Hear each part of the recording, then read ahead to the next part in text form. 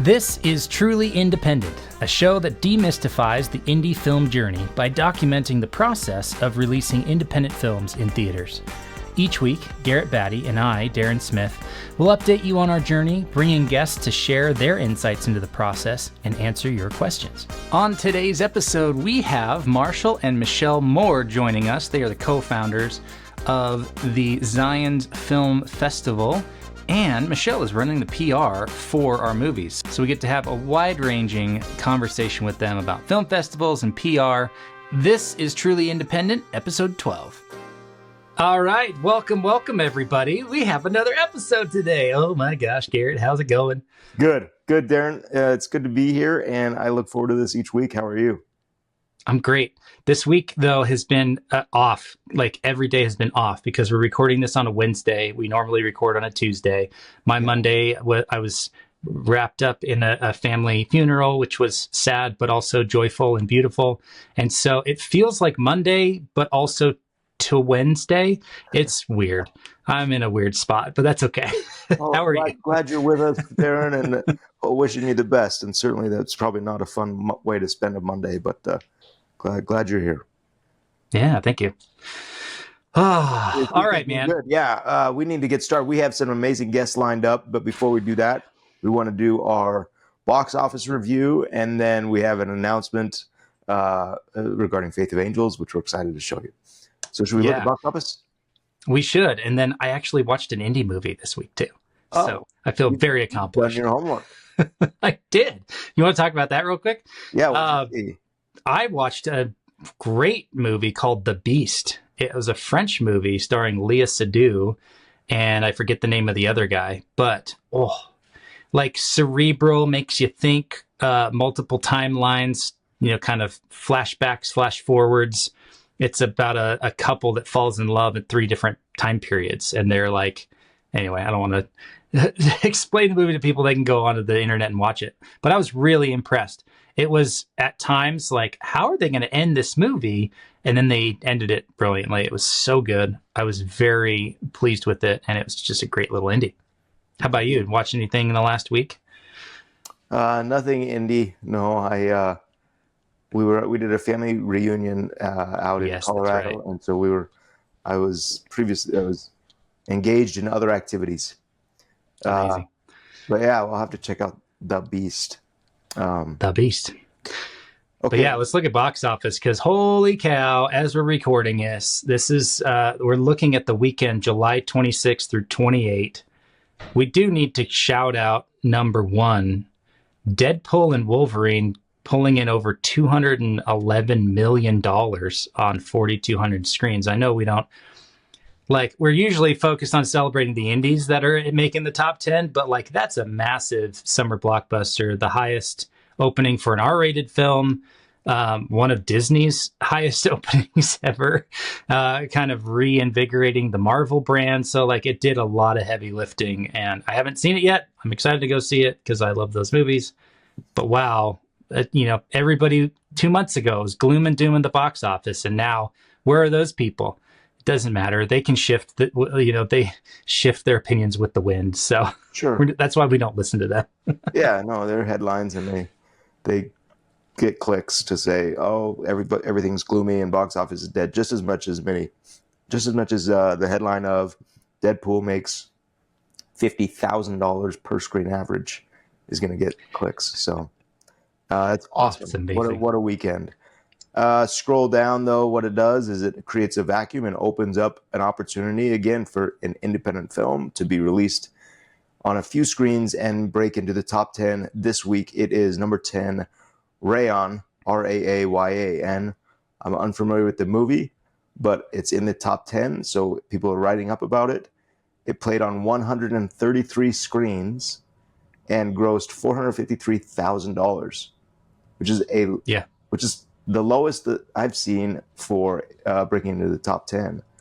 But yeah, and when I was doing the research, it was maybe 600,000 or 700,000 was your lowest number 10 entry. But this kind of speaks to the strategy of it all, right? I shouldn't come out the same weekend as Deadpool and Wolverine because everyone's going to go see that. Well, guess what? You just got a ton of free earned media because you are in the top 10. So everybody that shows the top 10 for the weekend is going to write about your movie, and all of a sudden that's free earned media.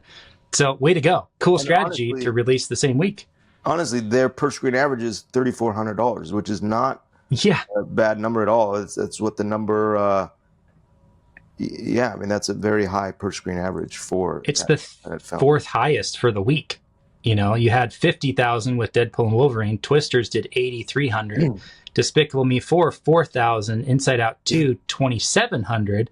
And those are still playing on 3,000 screens, which is insane to me. 7 weeks in, they're still on 3,000 screens for Inside Out 2. But like, then the fourth highest per screen average is Rayan. So way to go, guys. Like, they earned a second week. We're going to say this every week. This is the strategy. Like, put it out on 100 or 200 screens. Try to get a high per screen average. I'm really curious to see if they add more screens next week or if they keep the same or go down. But like, my goodness, so smart, because they're using supply and demand for their movie strategically. Instead of saying, let's put it out on 1,000 screens and get $300 per screen, let's put it on 100 and get 3,000. That's way better. As a theater owner, a theater booker, I'm going to say, I want that movie now. I want that movie to play again. Yeah. Okay. So cool. Speaking of theaters, we got I'm going to step aside and look at this. For those that are listening, I'm holding up a poster tube. Our distributor just sent me the posters for a movie. I don't know what it is. I'm going to open it up and see. So I noticed there, when you flashed that on screen, Susan mentioned the strategy of putting the picture on the outside of the tube. There it is. Look at that. So I know what's in that tube. Not to spoil it for anybody. Faith of Angels playing September 12th. Please place poster immediately. That's what Purdy has written on that. We're going to reveal this poster right now. So good. On to see, these little assets that come together that support what we're doing. I believe in you, Garrett. You can do it. And here we go. Ready for the reveal? Oh, so ready. Da, da, da, da, da, da, da, da. Oh my gosh. Faith of Angels poster, John Michael Finley, Cameron Arnett. Looks great. Just a note, you do double print. You did a double print so that as it shows up with light behind it, it's pretty vibrant. Yeah, you can tell that's legit. That's legit there. Great job. Oh man, I got mine in the mail as well. I may have already unboxed them because I was so freaking excited. I should share that, like, these. So I got 2 posters in the mail. I got the Carpenter poster and the Faith of Angels poster. Yeah. These are the first 2 movie posters that actually have my name on the poster as a producer, because on the first 2 movies, I was the line producer at UPM. Yeah. Typically, line producer isn't one of the producers that goes on the movie poster. So when I saw that, I teared up because, like, people that know my story, it took me 12 years to produce my first feature film, or to earn my first producer credit as a line producer. And then another 2 years to produce it. Well, no, the next movie I was a producer on, but not on the poster. So it wasn't until The Carpenter that I was like a producer. So we're talking, again, 13, 14 years of working, and now it's 2023. So 2009 to 2023, whatever that is, 14 years to see my name on a poster. That's a lot of work and a lot of time. So the emotion was strong when I saw that. So thank you for putting my name on the poster, first of all, and asking me to be on these movies. But my gosh, I can't wait to put them up in my room. They're probably going to replace the Cornetto trilogy that I have behind me. These are custom posters my wife made for my favorite movie trilogy. But, we're going to have to come up with our own name for the trilogy of movies we're producing together. So what's the connecting piece between The Carpenter and Faith of Angels? It's not ice cream.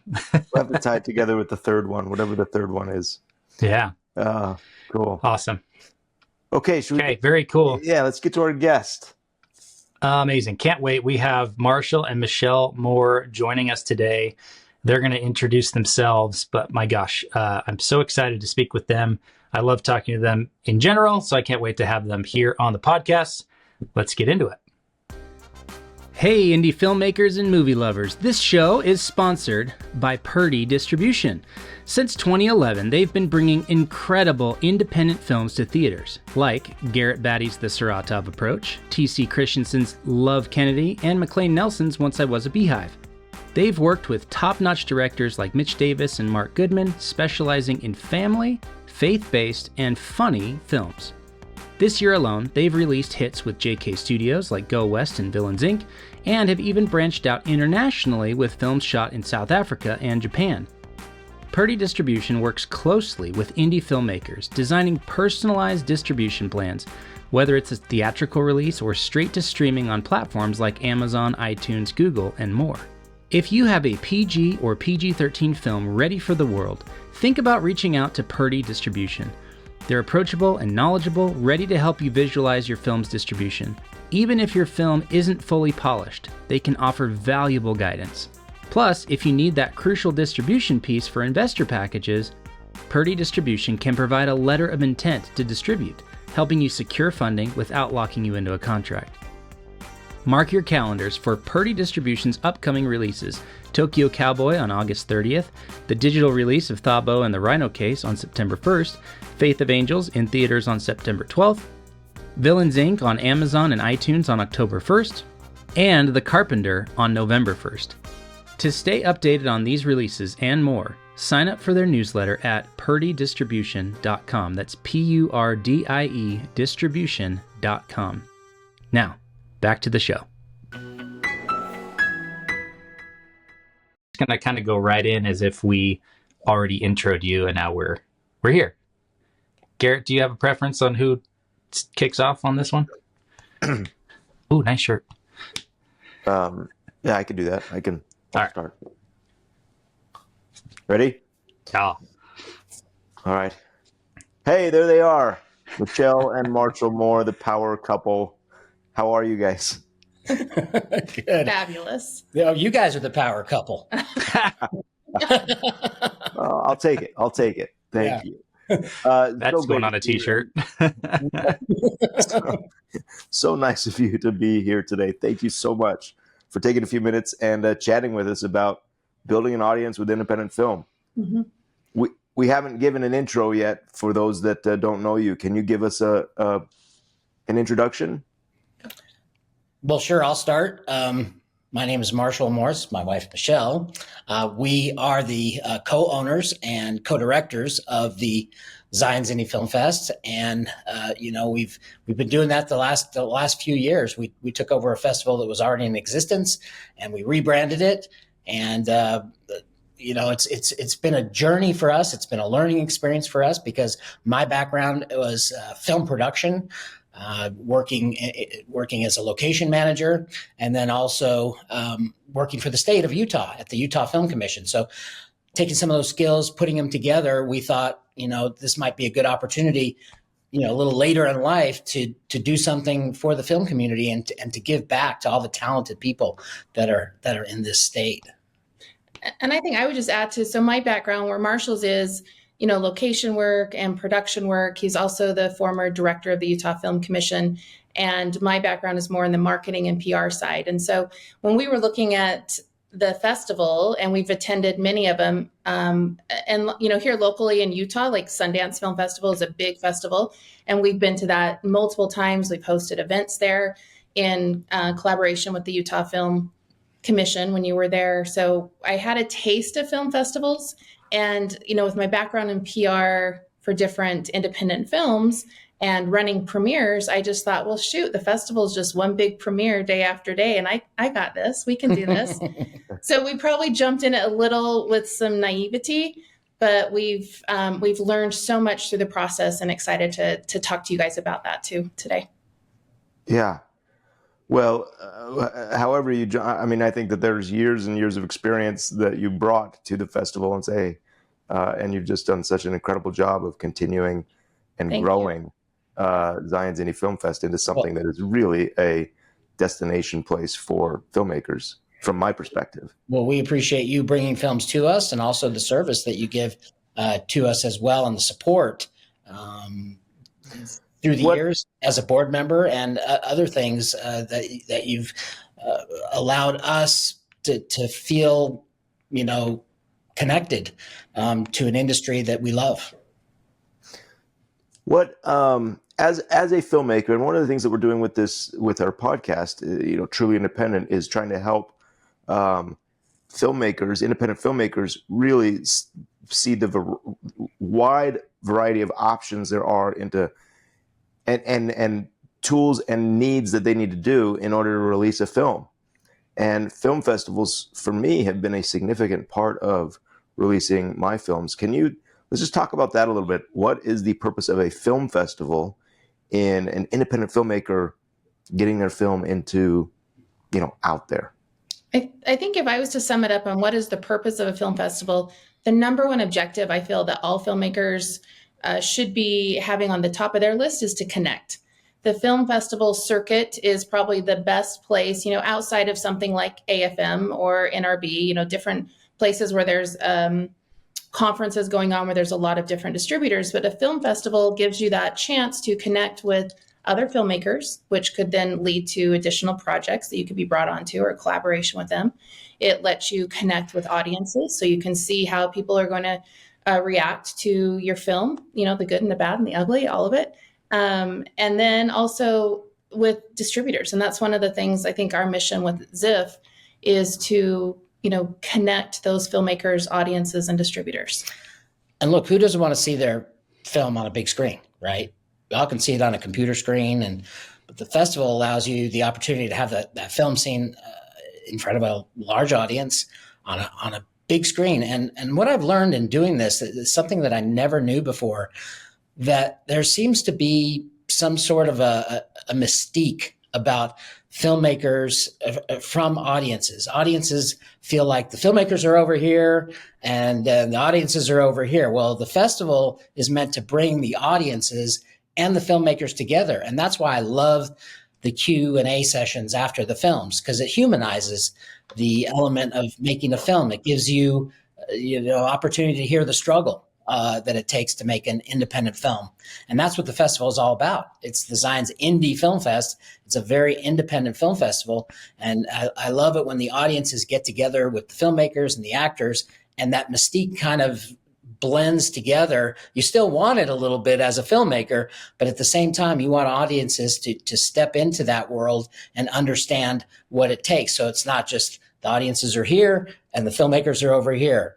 We want to bring them together, and we think that's what the festival does. Amazing. I think you guys covered a lot of ground in that answer, which is awesome. But I'm curious for the filmmakers in the audience, like, how do you use a festival strategically? If you've got a finished film, your goal is to get it out in the world, theatrical release, like similar to what we're talking about in this podcast. How does the distribution, or how does the festival play into that strategy? Where does it fit? How do you do it strategically? Like, what are some of from your side, like, how do you see that fitting in? What I see from our side is that we have filmmakers all over the world that will submit and attend our festival. And I think if I was to put a filmmaker's hat on, I think diversifying, like where you're going to your festivals and getting a word of mouth, from people in different communities, different states that are now a support of your film. And so that as you're preparing for that theatrical release, you may have now somebody in Atlanta, Georgia, or in Dallas, Texas, or in Maine and in Utah, these different places where there's some great film festivals to attend. That should be part of your strategy, and not just submitting blankets, across Film Freeway, but have some strategy into where you want to be seen and who's attending those film festivals. I think is an important strategy that we're seeing more as we've grown, as the festival continues to double each year in attendance and in submissions. We're seeing just some very talented filmmakers outside of, those that we've worked with for decades that we love, like Garrett, like we've worked on many films together. And you've supported many films here locally, but it's fun to see the talents and the skills from outside of the state too. And one of the things that I love is how the filmmakers, once they've been accepted to the festival, how they start promoting and inviting and getting people to come. I mean, we do our part too. We'll use social media. we'll go on local news and promote the festival and talk about a few of the films.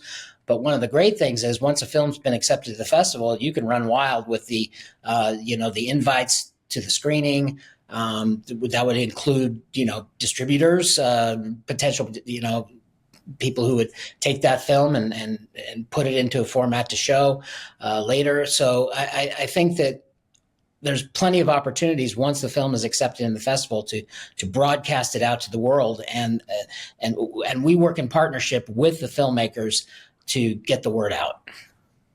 And you guys do such a good job at that. I know that last year, and I don't think it's not any secret, that Faith of Angels played at the Zion's Indie Film Fest and was selected as the opening night film there. And immediately when that selection was made, that announcement was made, as a filmmaker, I said, look, my goal is to get a distributor to see this in a theater, in an audience setting. And so, it became a very, very valuable tool to say, at the Zion's Indie Film Fest, we're going to have a full, they are going to provide a full audience, basically. And I've got to do my best to make sure a distributor is there to see that experience that I'm creating.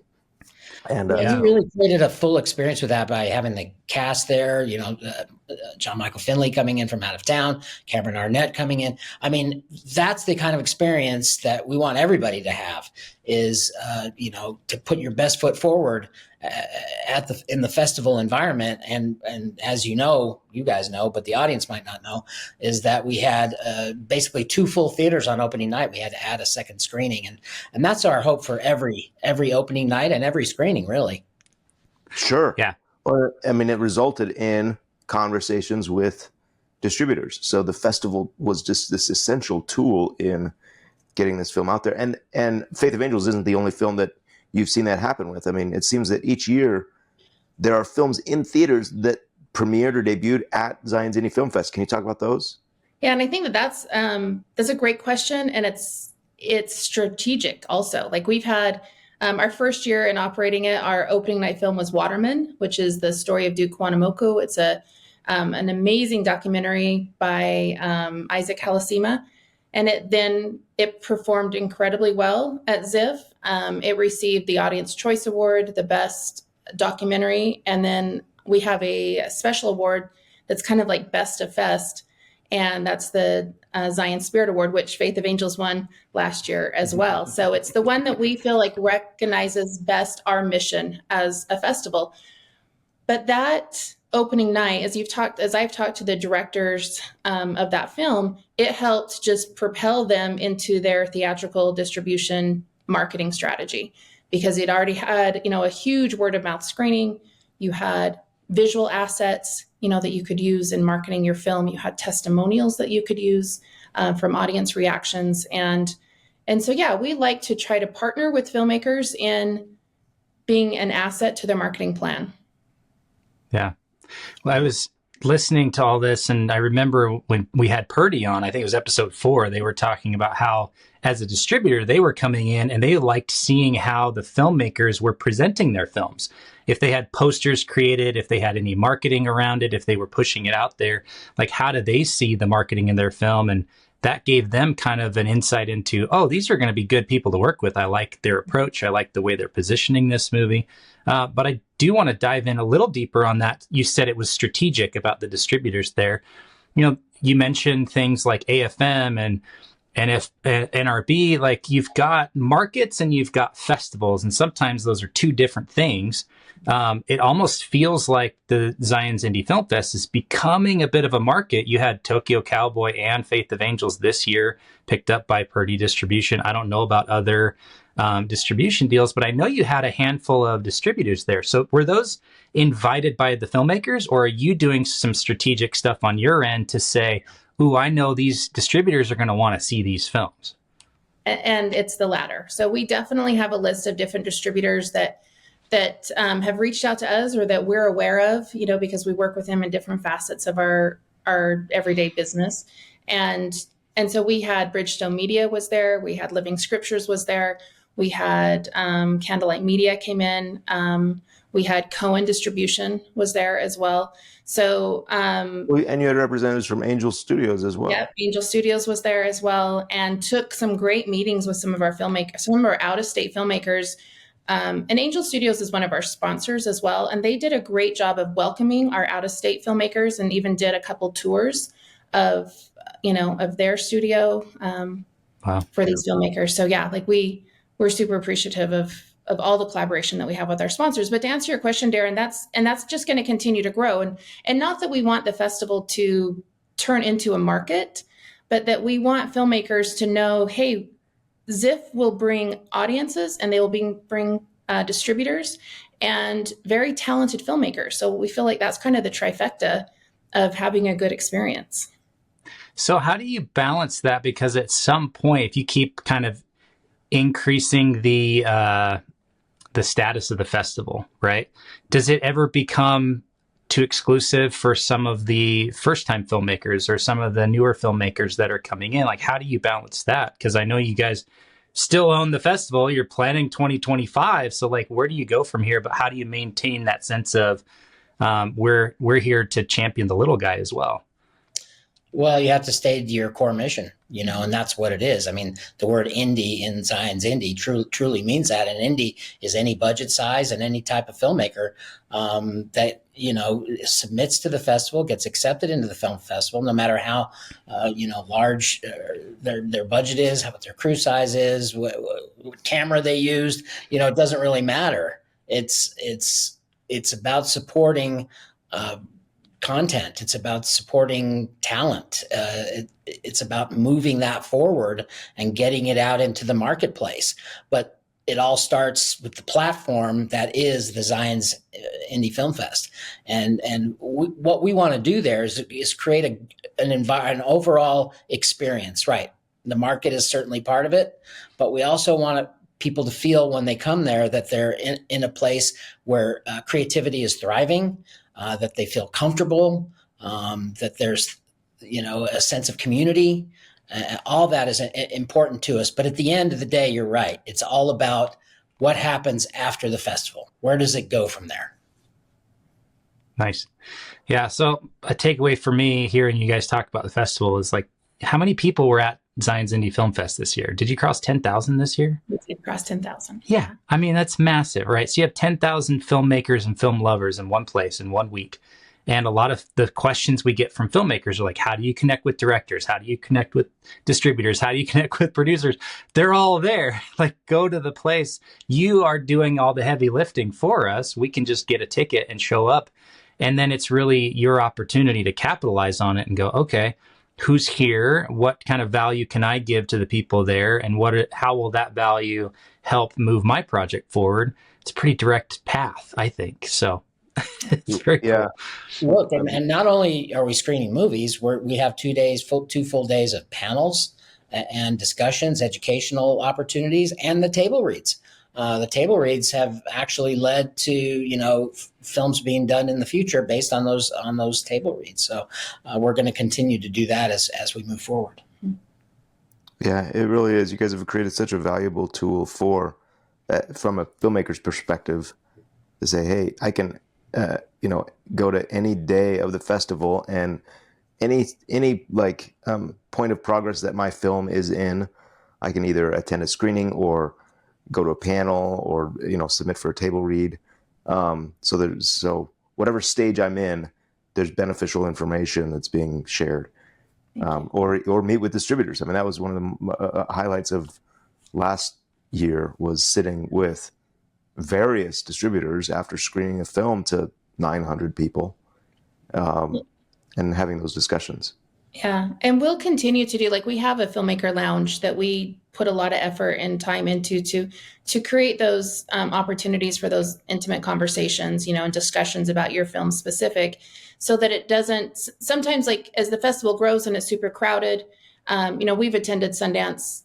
You've attended it much longer than I have, but it's a rat race. There's just tons and tons of people, and we're going to still try to, as we grow, as the festival grows, we want to carve out those moments where a filmmaker can still feel that indie part, that hustle, that scrappiness, and to be able to have those conversations that will propel their career and their project. And I just want to jump back onto one thing you just mentioned, taking advantage of the opportunities that are there. We're going to provide the opportunities, but it's up to individuals to come take advantage of those opportunities, to attend as much as they can, to be present, to learn, to engage, as we say, gather, celebrate, and connect. You have to show up for those things to happen, for good things to happen to you. And I've appreciated the way you guys have shown up, and a lot of others have shown up. And that's what we encourage everybody to do is those 6 days are so important, because we're programming things that hopefully have value to producers, to first-time filmmakers, to students, across the board, and to audiences. But you got to show up, for those things to materialize in the future. Marshall, you just answered what was going to be my question, was that essentially what do you see as a festival director? What do you see that filmmakers do or don't do that would benefit them at a festival? And so ultimately it is show up and participate in everything that you've provided. Anything else? The only thing else that I would add, and it goes right along with showing up, is just maximize that experience, especially if you're a traveling filmmaker. It's not just in your backyard or neighborhood. You've invested some time, some resources. So don't just show up at the time of your screening and do your Q&A and then zip out. Like, we do a lot of communicating with our filmmakers, and there are still some over the years that come in just, to be part of that. Like, they'll just show up for their Q&A, and we're so grateful, and that's wonderful. But I feel like they're missing those opportunities to talk about their work, to further their opportunities in working on projects or collaboration or, whatever. So yeah, showing up and then, like the Purdy mentioned, is have some assets available to pass out. That's the other, key thing, is have some pass along cards, have a website, set up. Like, if collect emails, like these are all of those things as you're marketing a film, whether you're going to go to theatrical or you're going to go to streaming, or this is just your calling card, for a bigger project, like our short film filmmakers. Like, have a purpose as you're attending and investing in the film festival circuits. Yeah. I've found that at the end of the festival, I usually have this stack of cards, and I've given out my information or whatever it is. And in my experience, people are not reaching out to me after a festival. Like, it continues. It's the onus on the filmmaker to send out those emails. Say, hey, I met you at the festival. I loved seeing your work. I'd love to keep in touch, or whatever it is. But rarely do I receive an email saying, hey, let's whatever it is. So there's a lot of opportunity that you provide, and then a lot of work on the onus of the filmmaker to follow up and continue to try to build that audience. Well, you got to get in the trenches, right? You got to do the work. Just like making the film, you're in the trenches, getting the work done. Yeah, making the film is the easy part now. Yeah, exactly. And 100%. And you want that the follow-up is the hard part. Yeah.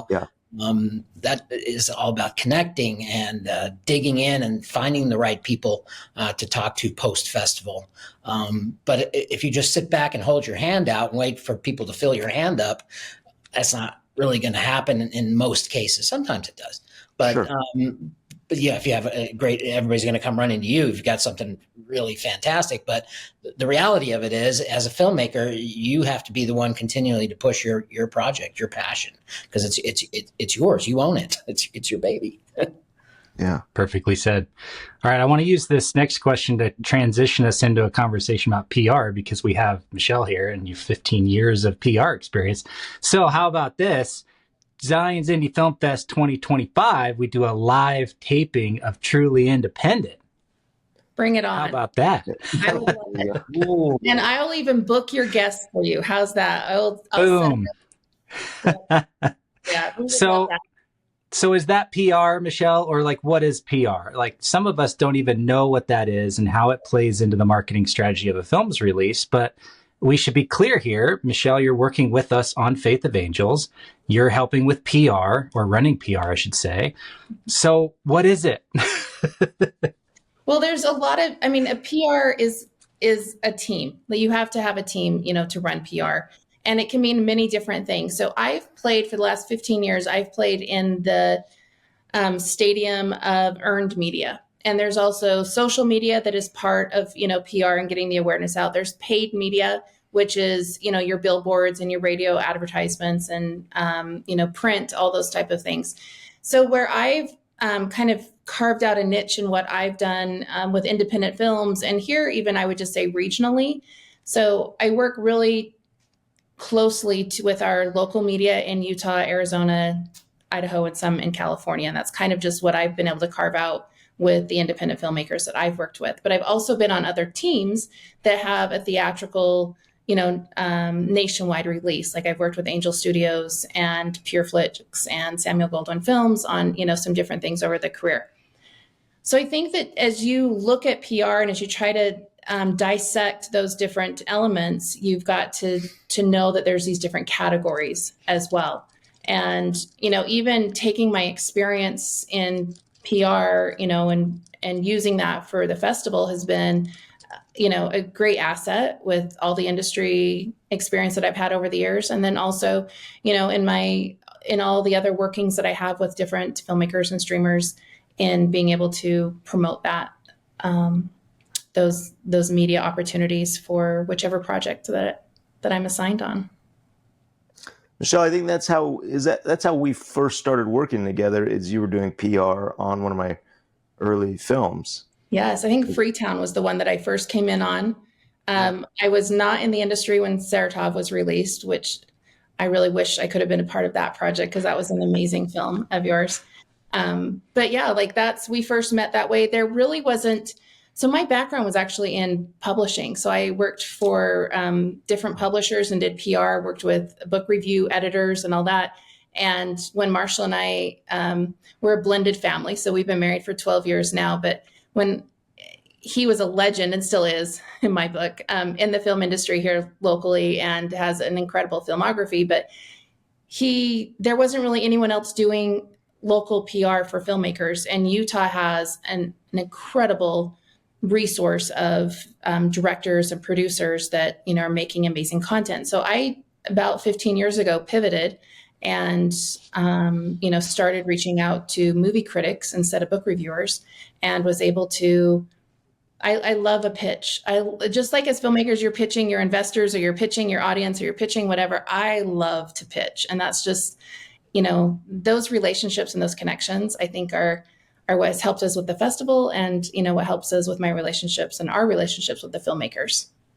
Nice. Yeah, it's been so amazing to just have you on the team and see everything that you're able to drum up for a film as far as interviews and media releases and press releases and things that I don't even know about. But I know that Michelle is in the behind the scenes just making things happen. And it's incredible. So, Michelle, you get hired on a film project as the PR person. Where do you start? And two-part question, where's the leverage in the earned media side of things? Because you said that's kind of where you put your focus. Is earned media just a higher leverage thing? Or within earned media, is there leverage to be found? Because I'm sure there are filmmakers here that are like, well, I don't have a PR team. I am the PR team. So what do you start with and where do you really put most of your focus? I would say the first thing that I would encourage every filmmaker is to carve out money in your production budget for marketing. I think that's the biggest thing, is that I know films are expensive to make, but if you don't have the funds to market it and to promote it, then, you probably need to reevaluate, some of those line items so that you have it. As far as leveraging, I think earned media is the best leverage for the social and for the paid, because what I love to do is once we get a TV interview or an asset, from those interviews, is that you share that on social media. You can also, pull quotes from the different reviewers that, that you're being interviewed with, and that can now be slapped up on a billboard. So the thing that just, I don't know, breaks my heart sometimes, maybe that's a little bit too emotionally attached, Yeah. is that I'll go and do an earned media, junket or tour with a filmmaker, and then they don't use those assets either on their Facebook page, on their websites, and email distribution. Like, share those links. Like, it takes a lot to get those interviews and to, send out the interview questions. Like, even working with you guys, I definitely love doing my job and sending out those questions and kind of gauging, those conversations. But you really need to leverage those in other of your marketing strategy too. There's so much value in having somebody else talk about your film rather than it just always coming from the filmmaker. And so if there's a clip that's saying, here's a local news story on this film, then that resonates a lot more with people, I think, then. And I would even encourage those that are listening to this podcast that even if you don't have a theatrical deal in place, but you're filming, like, contact your local media and just like, here's a production that's filming, in a city, and get the story written up about the production part of it. If you're seeking distribution, get a story about your finished product and that you're wanting to get this out. And, now you have an asset that's from like a local ABC affiliate or NBC affiliate, CBS, Fox, and now you can send those out to other distributors. So you don't have to be in a theatrical run to get press. And that's what I think some filmmakers forget. Yeah. So with these relationships that you're talking about with these media outlets and the people that have audiences that you could tap into, I mean, I kind of know the answer here, but like, how important is it for the filmmaker to foster those relationships and start building those, as opposed to, I'm just going to hire Michelle? Very, very important, because if one, you'll be able to start doing it by yourself. So if you're like, I am the promoter of my film, if you're fostering these relationships, then they're gonna appreciate when you send them that pitch or any updates on your film. I also think it gives you the opportunity to learn to speak in sound bites and not just drone on about, the different elements of your project. Because when you're on TV, it's usually like 3 to 4 to 5 minutes. And we at the festival this year, we had John Michael Fenley and Cameron Arnett on with ABC. And that's probably the longest segment that I've ever booked on a network station. And it was over 5 minutes. So, I mean, that's rare, but that just tells me that the host and the station was really engaged with this project and wanted to ask additional questions. So in being, and Marshall's incredible on TV. Like, I actually, when we do the festival, I love actually to put him on TV more than me, because he just can get to those points and he speaks in sound bites, as I've mentioned.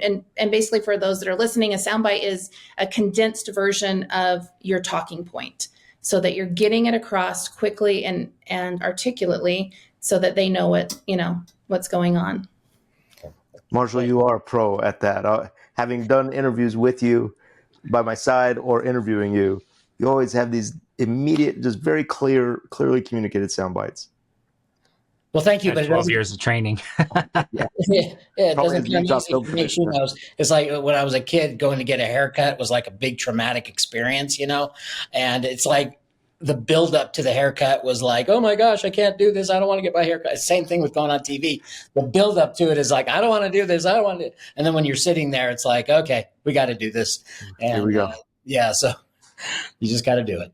Well, having not had a haircut in years, it's hard to relate, but yeah, sorry about that. Yeah, that's so great, Marshall. And I know we've got this long list of questions, and you guys have been super generous with your time, and so I certainly want to be respectful of that. Well, I wanted to share, if I can, if you have a minute. Yeah, we do. An analogy that kind of plays into that, not directly related to the festival, but to my day job at the Utah Film Studios. As you know, maybe the audience doesn't know, I worked at the State Film Commission, of course, for 11 years, director for 7. And basically the Utah Film Commission is a marketing and service agency for the state of Utah, and how it relates to the film industry, bringing economic development to the state through film and TV. So when I left the Film Commission in 2014, Utah Film Studios was basically started construction, but it wasn't completed construction. And then it had a complete shutdown. So I reached out to the owner at the time and I said, one, are you going to finish construction? He said, yeah, he found an investor, a partner to move it forward. And I said, okay, who's going to use it? Who's going to use the studio? Have you reached out to anybody to let them know this thing is going to be completed? Because it's a huge investment on your part. And I said, just having left the Film Commission, I had connections in Los Angeles, and I could do for the studio what I did for the state. And that is set up meetings with decision makers at the studios, at the streaming services, and they bought into it. And they said, yeah, that's a great idea. So we went on a week-long marketing trip, like Monday through Friday, 4 to 5 meetings a day with high-level executives that had decision-making powers to not only bring a show to Utah, but then see if they needed it for the studio. So after in the 24th meeting that we had that week, we hit on a show out of ABC called Blood and Oil. And they ended up coming to the studio. But we had to make the effort. We had to go out there and market and promote what we had. And then sometimes it takes 23, 24 meetings to get to the one that will bring you the success that you're looking for. So it's a grind. It can be a grind. But it was that way with the studio. And the studio, of course, that was 9 years ago that happened. It was 9 years ago, and you've had a continual stream. I mean, Blood and Oil and Yellowstone, and then the Yo Gabba Gabba series. And those Food Network. Yeah. Food Network. Yeah. These are the only ones that I'm aware of. I'm sure there's dozens more. I've shot up there. Independent film. Yeah. And you've just done such an incredible job, both for the state of Utah in bringing film in, and now it continues through the studio. You and I first met, Marshall, when you were the Utah Film Commissioner, and I was producing my very first independent film, and I reached out to the Film Commission, not having any idea really what the Film Commission was, but I think I needed locations or something, and the fact that you not only took my call and paid attention to just kind of this, nobody filmmaker, which we all are, still to this day I am. And then you showed up on set when we filmed. You came to set. The Film Commission was so supportive. I think they brought a backpack or a hat or something. That's right. For all the crew members. And I just thought, wow, what a community that you've built and continue to build. And we're seeing that the fruits of that now, I think, in the film studio and in the festival, and it's just remarkable to see. Well, I just know how hard it is to make things happen, to get it, from script to screen, and I admire anybody who can do that, who can raise money, who can put a budget together and do what they set out to do. And that needs to be recognized and rewarded in any way. And if it's just a matter of just paying attention to the fact that it's being done, that was a big deal. Plus, I liked your name too, Garrett Batty. I was like, who is this guy? I got to meet this guy. So that for me was a big part of it. And just like you said, supporting no matter what budget size or whatever. And that translates to the festival as well. Yeah. Marshall, Michelle, thank you very much for being here. This has been one of my favorite interviews just because of the variety of topics we've been able to cover with one power couple in the industry. It's pretty amazing. I'm excited to get my T-shirt. I went online and did the thing. Yeah. So, I'm looking forward to wearing that thing around. We got your face and Darren's face, power couple. We're gonna have it at the festival. Oh yeah, that one. Yes. But seriously, thank you so much for this opportunity. We hope that people that attend ZIFF feel that love and that the genuineness that we have. Gather, connect, celebrate is our motto, and we really put all of their needs first and foremost, and then it just trickles down to having a successful festival. And we have some new stuff, coming up at the festival. We're going to launch any announcements, anything you want to breaking items. So we did a kickoff and we announced we are going to have So first off, a couple of things we're going to continue to do. We have it last year. We launched a short script category that's continuing this year. Mm-hmm. We're increasing our student outreach because we have found that like veterans like Marshall in like the location department, there's just different departments and crews that have a lot of veterans and not a lot of, young blood that's coming up. So we want to, help introduce them to our veteran crew. But the other thing that we're going to do is we're launching a commercial competition. So this is something that they did at the Utah Film Commission, and we're doing it at ZIF. And so there will be cash awards and prizes and recognition and collaboration with other, like I mentioned, veteran filmmakers. And that's going to be launched September 1st. As to make a commercial for the Zion City Film Fest, 30 seconds. We'll launch it, September 1st. They'll have rules and guidelines, and then we'll show the winning three, I guess the top three at the festival. And like Michelle said, cash award. So we're real excited about having that kind of participation to not only promote the festival, but get people involved in making something. And then I'd say the other one is that we are going to continue that one-on-one series. And so we've had Dan Farr was our first one. We had Brandon Fugel last year. And this year we have some invites out to some top Hollywood from out of state. Friends. Yeah. Nice. Yeah. That's amazing. Wow. What a venue to choose to announce that or to break that announcement to the world. I feel very honored. Well, so cool. Thank you both for joining us. It's been an amazing conversation. We can't wait till we get to see you in person. And Michelle, I'm sure we'll see you on a Zoom call sometime this week because we're in the thick of it with Faith of Angels. Sounds awesome. Awesome. Thank you both. Thank you both for being here. Thank you, guys. Wow. Those two are amazing. I love them individually and together, but on a podcast, my goodness, they showed up I could talk to them for hours, and I know that because I have. They are so great, and just this wealth of knowledge. Yeah. Well, and I just was sitting there realizing how great they are as people, because I don't think we hired Michelle to do PR for us when we were doing the festival. She just hooked us up with a spot on Good Morning Utah with Nisha DeGaring and all these opportunities. And I think they helped with getting our actors out here because they were part of the festival and they were part of our movie premiere. It's just it's so, I hate the word symbiotic, but that's the one that comes to mind. It's we're so in sync with them. And it wasn't well, we could do this if you pay us $10,000 a month. It was just they're so great. Not to say they work for free, but I'm just going to stop digging a hole for myself here and let you talk. They're great. They're fantastic. Good information that they bring to the table. So thanks, Darren, for arranging that interview. Yeah, amazing. All right. So first listener question from last week, we had a heck of an episode and got a lot of good feedback from it. But one was I feel the struggle as well. Sometimes it's hard to kind of keep pushing through a project when times get hard. How do you do it? Well, and I think it goes back to what Marshall was saying in our interview earlier. It's that's the work.